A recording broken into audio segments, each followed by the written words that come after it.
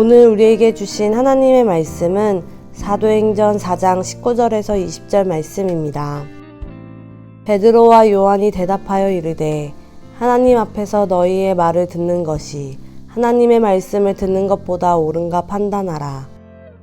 우리는 보고 들은 것을 말하지 아니할 수 없다 하니 오늘 이 말씀에 많은 은혜 받으시기 바랍니다.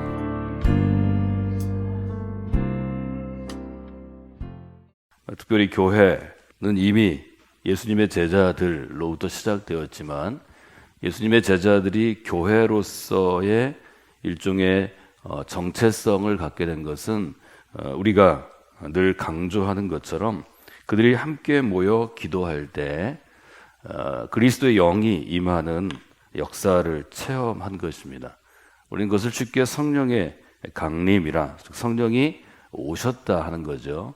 그러나 교회는 물론 그날로부터 시작된 것은 아니죠. 이미 교회는 예수 그리스도께서 제자들을 부르시고 제자들과 더불어서 공생의 기간 동안에 함께 하실 때 이미 그 공동체가 교회의 원형이라고 볼 수 있습니다. 성령 감지의 사건은 교회를 조금 더 예수님 없이, 예수님이 하늘로 돌아가신 다음에 하나님 나라로 가신 다음에 예수님의 부재 중에 교회 안에 어떤 모습을 갖추어 갔느냐가 잘 전해져 있는 거죠. 저희가 세 가지 교회의 일종의 상징이라고 볼 수도 있고 교회가 반드시 갖춰야 될 요소를 오순절의 사건의 세 가지를 저희들이 뽑아내었습니다. 급하고 강한 바람의 소리가 들렸다. 불의 혀 같은 딱 무엇이라고 표현할 수 없는 것들이 각 사람의 머리 가운데 임했다. 사람들이 다른 말로, 다른 언어로 이야기하기 시작했다. 우리가 그렇게 봤습니다. 바람의 특징은 여러 가지가 있지만 교회는 어디서 불어오고 지금은 힘이 있지만 어디로 갈지 모르는 일종의 하나님의 능력이 바람처럼 살아있어야 한다. 바람에 흔들리는 나무의 모습을 보면서 저는 교회가 또 교회 안에 있는 교회를 이루는 우리 하나하나의 사람들이 또 몇 사람이든 모여서 함께하는 사역들이 임할 때마다 우리의 모습이 하나님의 능력에 사로잡혀서 살아 움직이는 모습이 굉장히 중요하다 말씀을 드렸습니다. 사람들은 그것을 보고 하나님이 살아계시다고 고백할 수 있기 때문입니다. 저는 오늘 여러분들에게 이 본문을 묵상할 때 어떤 관점에서 보기를 원하는가 하면 교회는 결국 하나님이 선택한 사람이 세우는 것입니다. 교회는 사람이 세웁니다. 이건 틀린 말이고요. 교회는 하나님의 선택을 받고 그 선택에 무릎을 꿇고 내게 주신 이 삶이 내가 살아가는 이유라고 고백한 사람들에 의해서 세워집니다. 세 가지 단계가 필요합니다. 하나님의 선택을 받아야 합니다. 제가 first calling이라고 제 나름대로 여러분들에게 신학적인 용어를 썼습니다. 두 번째는 second calling이 있어요. 받아들여야 합니다. 헌신해야 합니다. 커밋먼트가 있어야 합니다. 나는 그리스도의 사람으로 살겠습니다. 이것으로 세워지는 게 아닙니다. 세 번째는 그리스도의 사람으로 살기 위해서 나는 내 인생을 하나님께 온전히 드려서 쓰임받는 삶이 되겠습니다. third calling이 있을 때 이 사람들을 통해 세워집니다. third calling을 받은 사람의 첫 번째 특징이 바로 여기에 있습니다. 13절 같이 읽어볼까요? 그들이 베드로와 요한이 담대하게 말함을 보고, 저는 교회는 그리스도의 몸입니다 라는 바울의 신학적인 스테이트먼트, 신학적인 선언 앞에서 우리가 그리스도의 몸을 이루기 때문에 그리스도의 몸이 있는 곳은 그리스도의 영이 거하는 공간입니다. 그래서 바울은 고린도의 교인들에게 너희들은 성령이 머무는 공간, 성령이 머무는 전인 것을 알지 못하느냐 이렇게 아주 딱 도전하죠. 왜냐하면 바울이 볼 때 고린도의 교인들의 몸은 사람의 영이 거하는 공간이었기 때문입니다. 그리스도의 영이 거해야 그리스도인이 되는데 사람의 영이 거하기 때문에 너희는 그리스도의 사람이 아니라 고린도라는 도시가 갖고 있는 그 문화에 영향을 받는 사람이다. 이렇게 정의하는 것입니다. 이것이 바울이 영에 속한 사람과 육에 속한 사람을 갈라내는 신학적인 각성, 신학적인 깨달음의 분기점이 되었습니다. 그리스도의 눈으로 볼 때, 신앙의 눈으로 볼 때 사람은 영에 속해 있는가, 즉 그리스도의 영이 이끌어가는 사람인가, 아니면 육에 속해 있는가? 육의 정욕, 에피투미아라고 불리우는 정욕이 이끌어가는 사람인가? 이것을 바라보는 눈이 생긴 거죠. 초기 교회를 세우는데 쓰임받은 베드로와 요한에게서 어떤 특징이 나타났느냐 이렇게 물어보면 13절은 담대함 특징이 나타난다고 얘기합니다. 담대함을 우리가 뭐라고 얘기할까 이렇게 본다면 담대함은 결국 능력에서 오는 것입니다. 누가 담대한가요? 그 자리를 지킬 만한 능력이 있는 사람이 당당합니다. 신앙인이 담대하려면 하나님의 능력이 임해 있어야 합니다. 이것은 굉장히 중요한 것입니다. 여러분 14절에 보면 여기 뭐라고 써 있냐면 저희 성경은 담대하게로 바꿨는데요. 개역은 1956년에 번역된 성경은 기탄 없이라고 써 있습니다. 담대하다는 건 뭐냐면 내가 지금 이 자리에 서 있는데 앞에 거리끼는 게 하나도 없다는 것입니다. 이 담대함은 인간을 빛나게 하는 가장 큰 요소입니다. 하나님의 능력을 받은 사람은 담대합니다. 이 담대함은 훈련이나 배경이나 나의 노력으로 주어지는 것은 조그만 담대함입니다. 큰 담대함은 하나님의 선물로 주어집니다. 여러분 교회 나와서 어떤 복을 받았냐고 스스로에게 물어볼 수 있습니다. 다른 사람이 여러분에게 물어볼 수 있습니다. 여러분이 그렇게 답하시는 분이 되시면 좋겠습니다. 주님 주시는 담대함이 지금 이 순간 제게 있습니다. 여러분 믿음으로 담대한 사람은 세상에 누구도 건들 수 없다고 성경은 증언합니다. 제가 제일 좋아하는 것이 요한의 서신들인데 너 하나님의 사람아 세상이 능히 너를 이길 수 없을 것이다. 주님 주시는 담대함으로 나아가게 하소서 하는 것이 여러분의 첫 번째 기도의 제목이 되기를 원합니다. 우리 교회 가운데 우리 교회를 세우는 그리스도인을 세우실 때 주님 주시는 담대함으로 세워진 인물들을 하나님께서 앞으로 30년간 끊이지 않고 공급해 주시리라 믿습니다. 두 번째는 어떤 삶이 되어야 되나요? 두 번째는 16절, 17절, 18절에 있는 내용입니다. 본래 학문이 없는 범인, 평범한 사람들이 담대하게 이야기하니까 또 14절, 비난할 말이 없는지라. 그들을 딱히 비난할 것도 없으니까 15절 어떻게 돼 있죠? 명하여, 명령해서 공회에서 나가라 하고 서로 의논하여 이르되. 이 문제가 생겼구나. 우리가 갖고 있는 능력보다 베드로와 요한이라는 평범한 무쟁이 같은 우리가 알지 못하는 시골 사람이 갖고 있는 능력이 더 크니까 우리가 위험하겠구나. 나가서 의논합니다. 의논하는 내용이 16절, 18절이 있죠. 이 사람들을 어떻게 할까? 현재 유대교 사회 내에서 힘을 갖고 있는 사람들이 이들을 어떻게 처리할까? 이들 때문에 표적이 나타난 것이 예루살렘에 있는 모든 사람에게 알려졌으니 그 다음 어떻게 써있죠? 우리도 부인할 수 없는지라. 이것이 교회를 지금까지 살아있게 한 원동력입니다.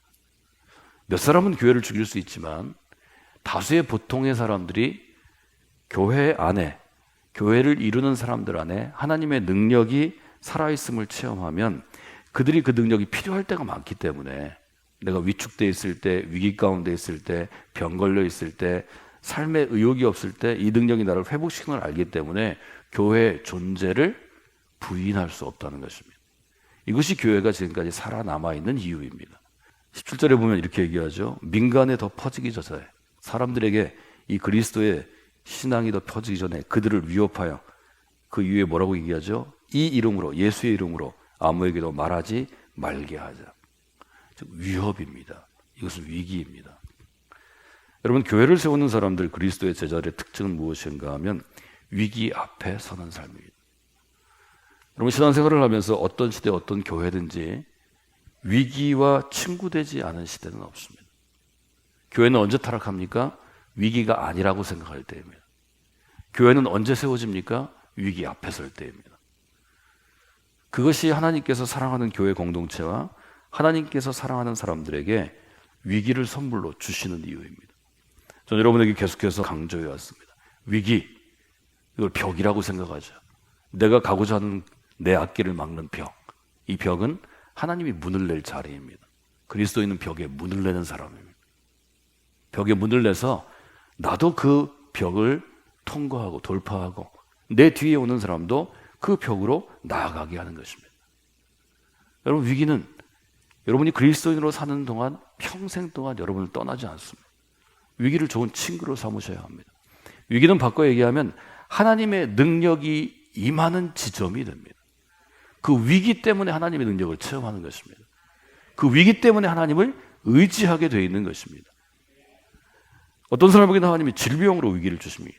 여러 번 병 때문에, 그러나 그 사람은 질병 때문에 하나님으로부터 멀어질 그 순간에 다시 돌아올 수 있습니다.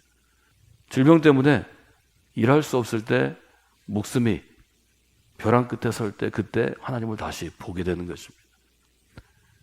언제 사람은 그리스도인은 태만해지나요? 평안할 때입니다.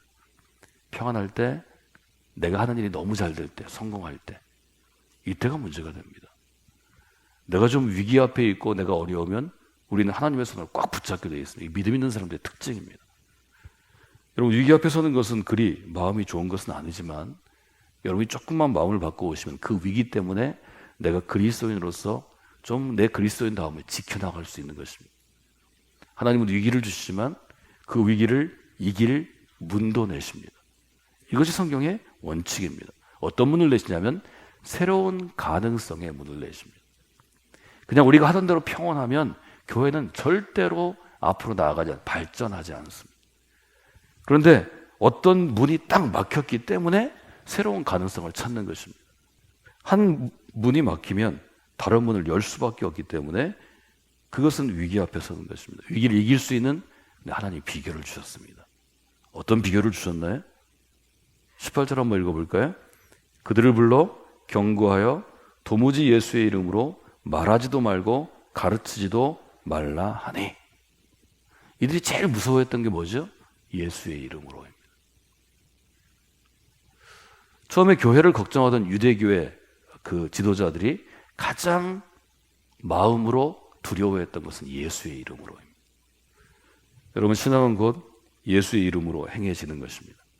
예수의 이름으로 말하지도 말고 가르치지도 말라 했습니다.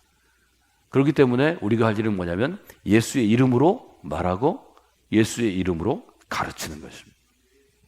위기 앞에서 위기를 이기는 방법이 이것입니다. 여러분이 예수의 이름을 의지하는 분들이 되시기를 원합니다.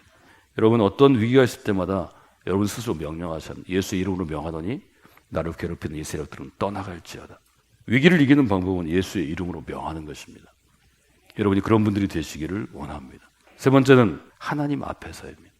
세 번째는 19절에 얘기하죠. 베드로와 요한이 대답하여 이르되 하나님 앞에서 너희의 말을 듣는 것이 하나님의 말씀을 듣는 것보다 옳은가 판단하라. 유대인들이니까 유대인들이 예배하는 야훼 하나님의 이름을 거명합니다. 예수의 이름이 아니고 야훼의 이름을 거명합니다. 하나님 앞에서 여러분의 말을 듣는 것이 하나님의 말씀을 듣는 것보다 옳은 것입니까? 여긴 대답하지 못합니다. 관리들도 장로들도 서기관들도 제사장들도 야훼 하나님의 사람이기 때문입니다. 이것은 자기 신앙을 부정하는 것이기 때문에 여기에는 대답하지 못하죠. 여러분, 우리 신앙은 어떤 것입니까? 하나님 앞에 서는 것입니다. 하나님 앞에 선다는 것은 하나님 중심으로 살아가도록 결단하는 것입니다. 하나님의 사람이 아닌 사람은 전부 나 중심으로 살아갑니다. 여러분들이 하나님 앞에서 살아갈 때 교회를 세울 수 있습니다. 정리하면 저희가 세 가지 얘기했습니다. 교회를 세우는 그리스도의 제자들의 특징은 첫 번째 담대함입니다. 두 번째 위기 앞에 서는 삶이고 위기를 이겨나가는 삶입니다. 세 번째는 하나님 앞에 서는 삶입니다. 저는 세 가지 기도의 제목을 여러분과 함께 나누기를 원합니다. 첫 번째, 우리가 성광교회 공동체, 홀리라이트 믿음의 공동체를 세우기 위해서 주님 주시는 담대함으로 살아가게 하소서, 이렇게 기도하셔야 합니다. 위기 앞에서 예수의 이름으로 위기를 이기는 삶을 살게 하소서, 이렇게 기도하셔야 합니다. 세 번째, 하나님 앞에서 신실하게 서게 하소서. 이 세 가지 기도를 여러분들이 분명히 하시는 분들이 되시기를 원합니다. 여러분이 믿음으로 살아가실 때 오늘 이 세 가지를 다 실습하실 수 있을 것입니다. 언제나 여러분이 앞에 서면 주눅 들고 어려운 사람 앞에서 여러분 담대하게 믿음으로 서십시오. 여러분을 괴롭히는 어떤 위기, 어떤 종류의 위기든지 위기 앞에서 예수 그리스도의 이름으로 명하노니 나를 괴롭히는 이 세력들은 떠날지어다 명령하십시오. 그리고 하나님 앞에 내가 바로 섭니다. 옷깃을 여미고 하나님 앞에서 찬양하십시오. 그리하면 하나님께서 여러분을 붙잡아 주실 것입니다.